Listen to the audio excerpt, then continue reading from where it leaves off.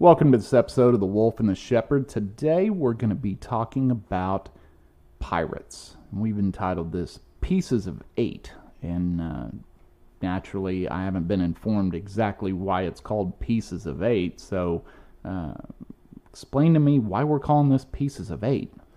Well, Pieces of Eight was a phrase I think most people remember from the parrot repeating Long John Silver's parrot in Robert Louis Stevenson's Treasure Island. Well, see, that would mean I had to have read that. And when you say Long John Silver's, I just think of the fish restaurant. Right, yeah. Well, Pieces of Eight is actually a real term. It was based upon Spanish coins, pesos, that circulated along with a lot of the other hard currency in the previous American colonies. And back then, cutting money wasn't illegal. Oh. And it was expected that if you wanted to make change, people would actually literally cut the coins into different pieces. Wow. And so the easiest way to cut the coin up is obviously halving it, then halving it again, and then halving the rest of those pieces. So you'd have 8 pieces. And yeah, so, wasn't there like a nursery rhyme or something like the 2 bits, 4 bits, 6 bits, $1 or something like that? Maybe that's kind of the same thing, 2, 4, 6, 8. So there's your Pieces of Eight. No, never heard of it. Oh, well, maybe that's just an American thing. Yeah, maybe. But anyway, that's why the British called the Spanish dollar a piece of 8, and that's literally where those where that phrase comes from. Like I said, Long John Silver, he did have a wooden leg. Yeah, his parrot just used to say pieces of 8, pieces of 8, pieces of 8, like that. So almost like your wife's constantly asking you for money all the time. His parrot was always just had money on the mind.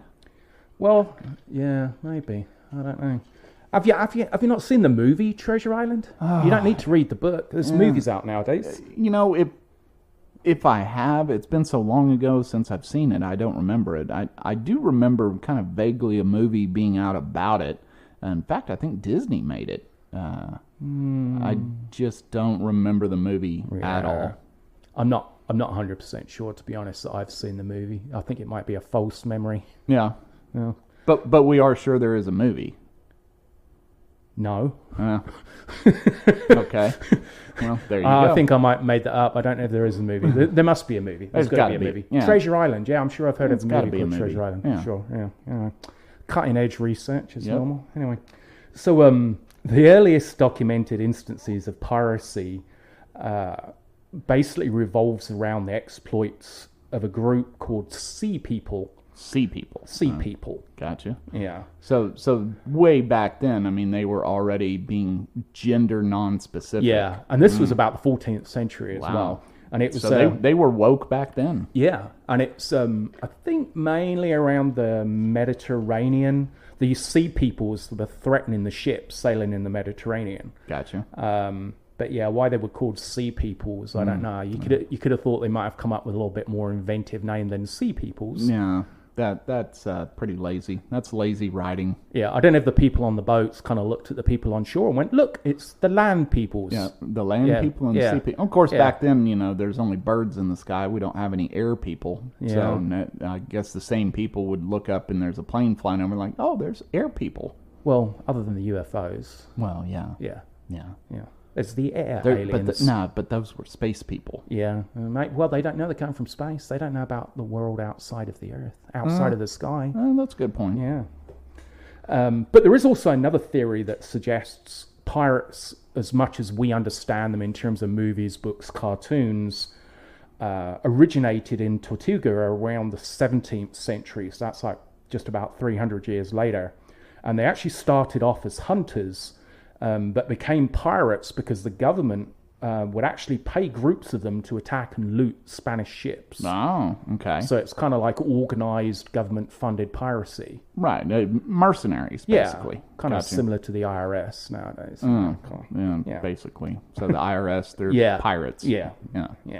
Well, since the 18th century, actually, pirates have been idolized and romanticized in books, although they weren't necessarily always renowned for being very nice to people. The kind of whole image, of pirates kind of took on, this kind of storybook kind of persona. Romanticized. Yeah. Did you ever dream of being a pirate? The only things that I can really remember about pirates was playing the game Sid Meier's Pirates. And man, I love that the computer game? Yeah. Yeah, well, there was a computer version, there was a Sega Genesis version.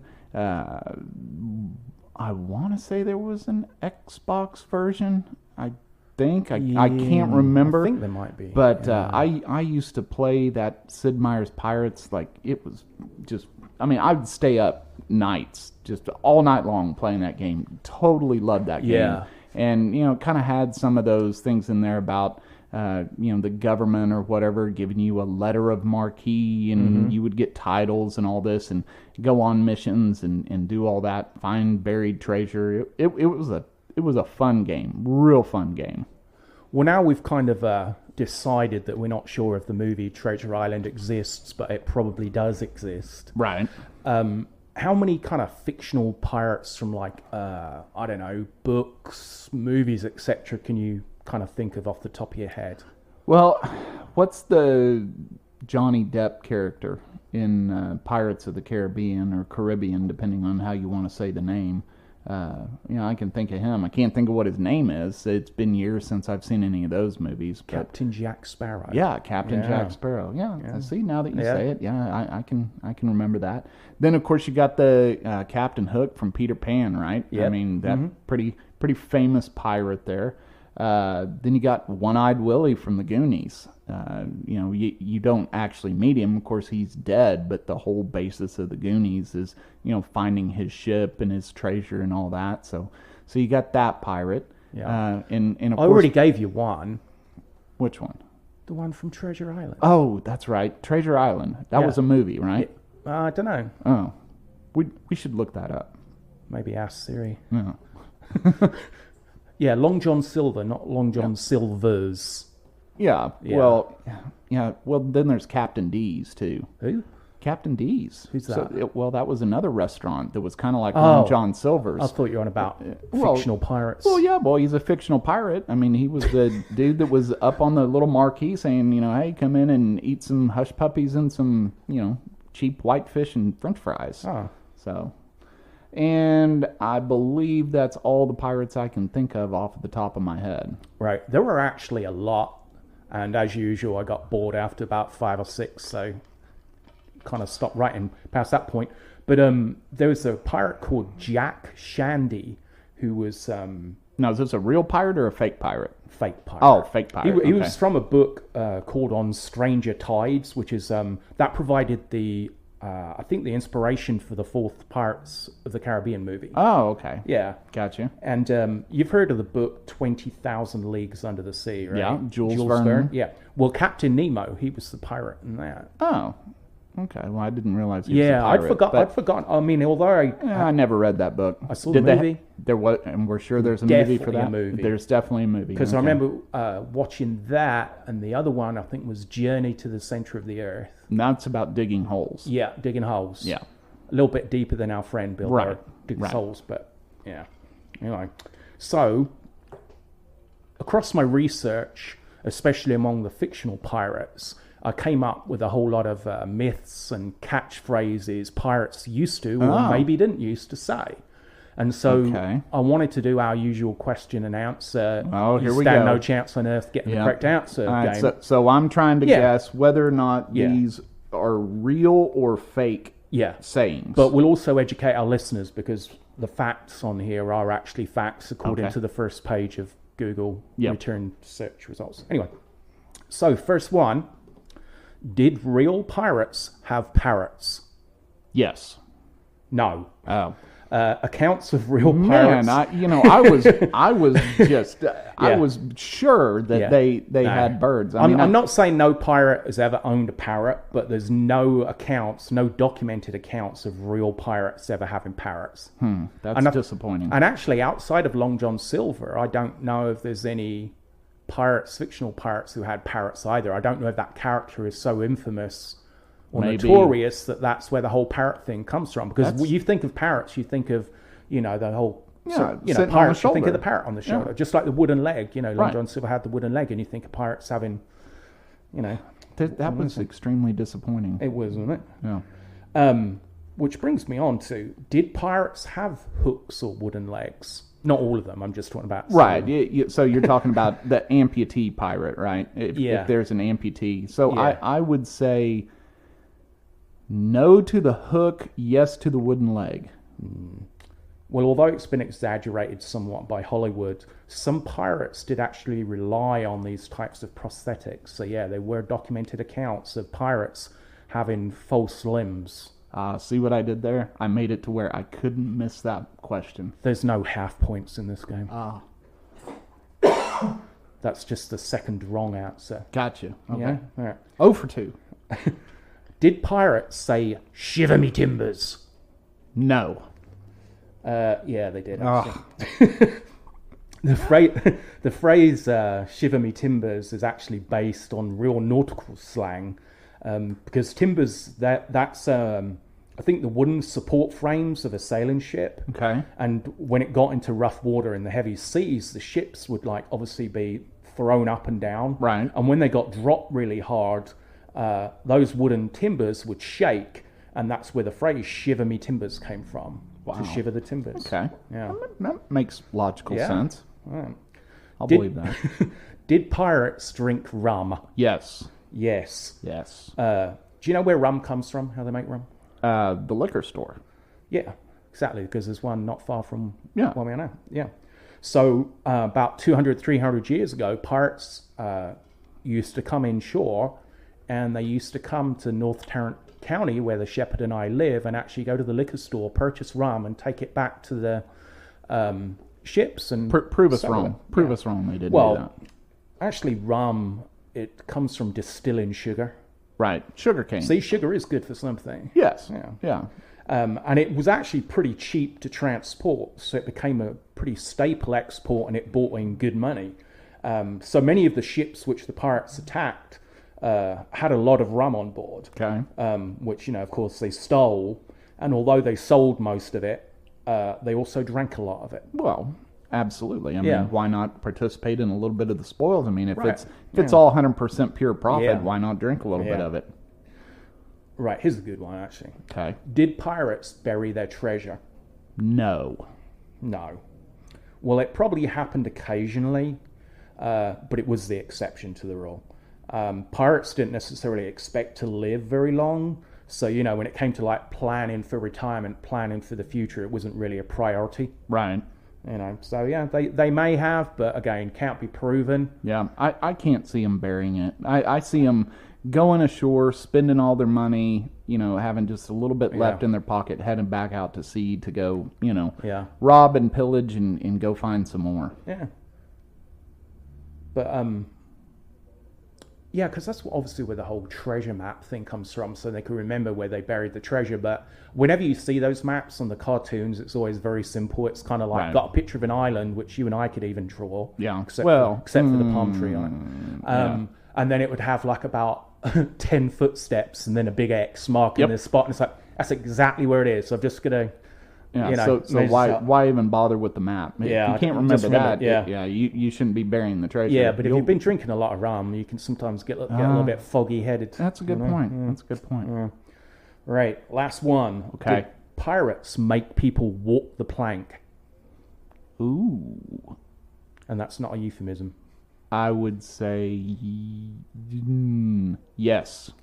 There's no evidence of it. So disappointing. Yeah, their preferred punishment was actually, what was it called? I think it was called something like keel dragging, Keel. Oh, okay. Keel dragging, and it's where they'd actually tie you to a rope and drag you underneath the ship. Right. Assuming you'd kind of drown on the way, but yeah, that was the punishment. So really, it's just kind of drowning. It's just a invented way to do it. Can't you also picture them just throwing people overboard, though? I mean, if the ship's clipping along, you're out in the middle of the ocean, and you throw somebody overboard, there's no way they're going to survive. So it doesn't really make for a good pirate story, though, does it? No, it doesn't. Yeah.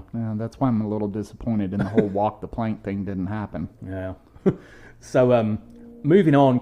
By the way, that segment was extremely disappointing to me. I know you kind of wish all those things were true. Yeah, that but just makes you look at pirates. But other than the fake limbs, pretty much Well, no, Shiver Me Timbers. They did say Shiver Me Timbers. Okay. You just happened to get that one wrong. Yeah, well, Yeah. okay. So, still disappointed. Yeah. I'm disappointed about the parrots. Yeah. Do you hear about those parrots that got kicked out of the zoo? Kicked out of the zoo? Yeah. They there was like 5 parrots, and they were all cursing at the zookeepers and at the people that were coming to the zoo, so they kicked them out of the zoo. Oh, true story. Yeah, like literally this happened like a couple of weeks ago. No, or I'm going to something. tell you a true story along those exact lines. When I was growing up in England, the closest zoo to where we lived was called Colchester Zoo, and Colchester is in Essex, which isn't too far outside of London. Got you. Well, anyway, English kids, being the yobs they are, actually would teach these parrots every time they saw these parrots, on these zoo trips, whether it be day trips or going with their family, whatever, would cuss at these parrots to try and teach them how to cuss. Right. And so eventually these parrots just cussed all the time. And I remember specifically, first time I went to the zoo, I went up to the parrot and I went like, pieces of eight, and it told me to F off. Wow. That is a true story. Beautiful. So moving on to real pirates. Real pirates, okay. Can you name any? Or at least ones you think? Because some of the ones you're thinking of might actually be fictional. So, off the top of my head, I think about Blackbeard. Yeah. That was a real pirate. He is. Now, what do you know about Blackbeard? Other than he possibly had a black beard. He had a black beard. He was a pirate. Should be able to recognize him in a lineup then. Yeah. And that's pretty much the extent of it. Well, his real name was actually Edward Teach. Well, no wonder he went by Blackbeard. Well, yeah, because Edward, it's not a very intimidating pirate name, is it? Yeah, it's like, hey, what's your name? Yeah. Edward. Or you'll be in trouble once Edward gets hold of you. Yeah, exactly. Not very intimidating. Really. Not at all. But he actually intimidated his enemies by he'd coil smoking fuses into his braided facial hair, his beard, and he'd actually light them. So, and I suppose this had a better effect at night than during the day. So when his enemies kind of saw him approaching, it looked like his face was kind of on fire. Wow. And he was a very brutal pirate, but apparently a great fighter. Okay. And he was actually killed in a battle with the British Navy. And legend has it that he received 20 stab wounds and 5 gunshot wounds before he was finally taken down. Wow. And then they decapitated him, I think. And they put, I think it was along the banks of the River Thames in London, they actually put his head like on a spike or something to act as a deterrent towards other pirates. Man. Yeah. So that's Edward. That's Edward. Yeah. Good old Edward. Good old Edward. Let's see. Can I think of another one? Captain Kidd. Captain Kidd, yes. Yeah, there you go. Yeah. Okay. Now, he actually set sailed right towards the end of the 17th century, I think it was. Okay. And he originally had the assignment to actually hunt down pirates in the Indian Ocean. Now, I think the government actually, again, gave him this assignment of doing it's this. like, hey, here's a boat. Yeah. Here's some guys. Here's some money, and you go hunt pirates. Right. But he quickly kind of realized that the pirates were making a lot of money, and it was a lot of hassle hunting the pirates. So he decided to become a pirate himself. Well, probably a smart move. Yeah. And what happened to that dude? Well, at the time, there was something called the British East India Company. Okay. And it was like, I think, the largest owned kind of like trade company running that route between India and Britain. But apparently he attacked some of their ships, and so they were a bit pissed at him. Yeah. So he was arrested on the way back to England, where he was kind of tried and executed. And embarrassingly so, he might have actually been the one who they decapitated and put his head on a spike. It was either him or Blackbeard. I can't remember. Okay. Well, one of them did, though. It figures the two that I can think of. It's one or the other. Yeah, it's probably Captain Kidd. Yeah. All right. Now, was it Captain Kidd? They said was supposedly, and going back to the whole pirates didn't bury their treasure thing. Wasn't it Captain Kidd that was supposedly the one that put the treasure on Oak Island? That the History Channel's been looking for 10 years and haven't found anything. I don't know. Ask Siri. Oh, okay. Well, something else for us to look up that by the time we finish this, we will forget about it and move on and never look up.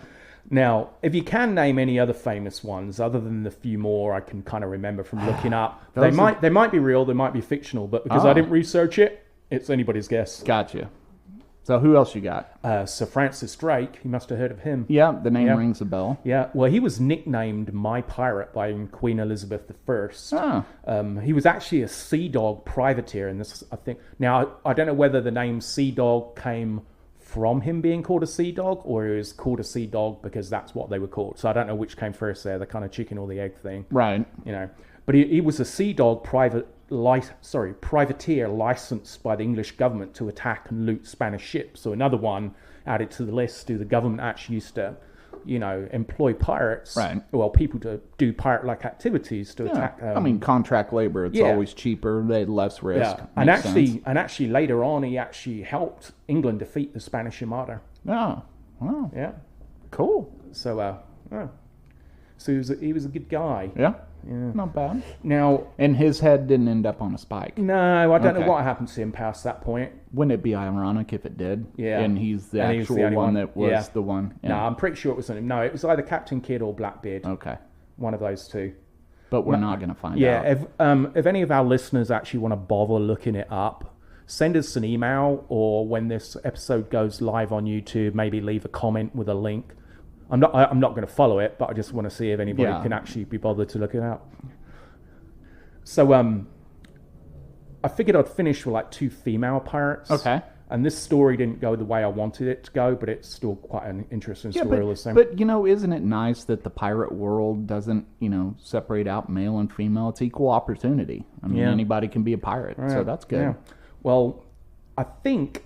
Well, now you actually named some Chinese female pirate earlier, didn't you? While we were talking about this? When you said we were gonna, do this pirate thing, I said there was, supposedly I can't remember her name, but she was supposed to be the most, the best pirate, I guess is the best one. Yeah, she was she had the most people under her command, had the most treasure, all that. I mean, checking off all the pirate boxes. Yeah. But yeah, some Chinese woman, long ago or whatever. But not last week. Yeah, not last week, not last month. Definitely not in 2020. I mean, the whole age of COVID would not let the pirates do their thing. Exactly. Can you imagine? You're a pirate in 2020, and you're like, hey. Put your mask on. Put your mask on. Now, we're going to go rob and pillage and steal, but don't do it without a mask on. We don't want you catching the COVID. Yeah. I mean, the pirates can be hard enough to understand as it is without that mask over the face. So, yeah. Yeah. Didn't think of that. I wonder if they're mask people or gator people. Oh, yeah. Of course, if they get the big, long beards, it might be hard to get the gator up over the beard. I bet for those masked people. They got to be masked people. For those listeners who aren't really into hunting or anything, the shepherd is not talking about an alligator. Explain to the listeners what a gator is. Oh, the gator is that basically like a bandana that the cowboys would wear. You pull it up over your nose, and kind of handy storage right there around your neck. Yeah. So. Well, anyway, the 2 female pirates I came across. And their name popped up more than once on the first page of the Google search. Maybe your Chinese lady was on the second page of Google, which is why I didn't find her. Yeah. But anyway, Anne Bonny and Mary Read. Okay. Well, they actually met after Bonny's ship seized Mary's ship. Now, Bonny's ship was captained by her lover, John Rackham. Okay. And anyway, Anne and Mary became close. I wonder if that guy played pool. John Rackham. Yeah. I don't know. Well, anyway, they became close and they fought together on Bonny's ship. Well, actually, John's ship, but it's a bit presumptuous there that it suddenly became her ship. So anyway, when they were finally captured, they were sentenced to hang, but they both got stays of execution after it was found they were both pregnant. Really? I wonder if that was John kind of populating both of them. Yeah, could be. Yeah. Now, was John executed? I have no clue. We did a really bad job doing our research on this one. Worse than normal, right? Well, this is it. I try and inspire our listening audience to actually do their own research if they're that interested. Hopefully they're as lazy as we are, and they just take our word for it. And he was not executed. He escaped in a rowboat. in a rowboat. Yeah. Yeah. Makes perfect logical sense. That's exactly what happened. Okay. I might actually have to look that one up, see what did happen. Well, anyway, moving on to today, we still do have modern day pirates, Yes. but obviously they're a little bit different. Yeah, think about the one that was in the Tom Hanks movie. Yeah. The Captain. I'm the captain now. Yeah, Captain. Yeah. Never seen it. Captain Tom Hanks. I think that was the name of the movie. What was that movie called? Captain Tom Hanks. That's what we're going with. Okay, so that's what the movie was called. Yeah, it wasn't the one where he flew the plane and landed that in the Hudson River. I know it wasn't that movie. It was a different movie. Yeah. Yeah. Okay. Well, anyway, today's pirates, unlike, in like centuries gone past, they're actually pretty sophisticated criminal enterprises, and a lot of them launch off kind of motherships, not like UFO motherships, to kind of launch their attacks, which is mostly on oil freighters and oil cargo. Makes sense. But they're, incredibly, heavily armed. I don't know if you've seen those kind of Somalian pirates and all those kind of like mini kind of like boats with these machine guns kind of like attached to them. Yeah. Yeah, they look pretty impressive, really, unless, of course, you're on the receiving end of it. Yeah, So, that would not be good. yeah, but nowadays, the areas where most of the pirates kick around is around the Red Sea, the Indian Ocean, and I think it was the waters of Indonesia and Singapore. Okay. Now, obviously, with Somalia, and I think the pirates really came about because there was so much political upheaval there, and so it just provided, like an ideal lawless kind of hideout because they could basically do what they wanted. And I think it's one of those things where, they kind of play a little bit of a Robin Hood type role and bring some, money or money to the people, in the ports. They kind of like are looked upon as heroes type thing. Gives them kind of a safe haven, so to speak. So like, hey, we know these guys are out there doing some bad stuff, but hey, they're turning over some money to us, so we're going to protect them and, try to stay away and not have the guilt by association, but we're also not going to turn them in. But you have to remember, I just completely imagined that scenario. They might have been completely horrible and murdering and raping everybody in the ports as well. So. I like the Robin Hood scenario. Yeah, okay. Yeah.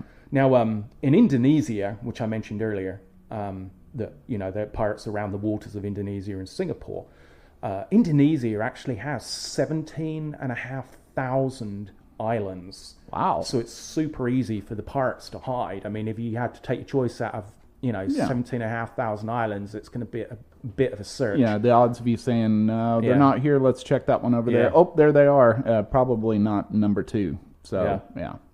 Well, actually, modern day pirates can make billions of dollars. Oh, I don't doubt that. And they've actually been known to use rocket launchers as well to attack ships like RPGs. Good for them. And in the first 3 months of 2020, they saw an increase of 24% over the same period in 2019. So piracy is actually becoming more prolific. And what era are we in at the moment? Yeah, so I'm wondering, I guess that, here in the era of COVID, this age of COVID. Once that we're COVID in, hit, there's no stats. Yeah, I mean, maybe the pirates are actually kind of some good folks, and they're like, hey, we're going to just shelter in place here, and, we don't want to go on some other ship and catch the COVID. So, so I'm waiting for the second and third quarterly reports from the pirates. But that first quarter was a record breaker. Well, yeah, but if they're all working from home right now, maybe they don't have as good internet access, and they just haven't kept up with the reporting.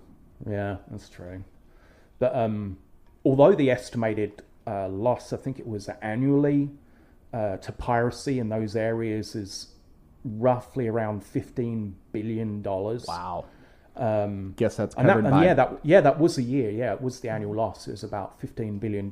Most oil carriers don't actually report the piracy incidents due to the financial burden, because if the ship owners file an insurance claim, their insurance rates can go up by about 30%. Yeah, can you imagine calling in, to your claims hotline, and the guy answers the phone like, I need to make a claim. Okay, well, what happened? Pirates. Yeah. Pirates happened. So I need to go ahead and file a claim. I lost $1 billion.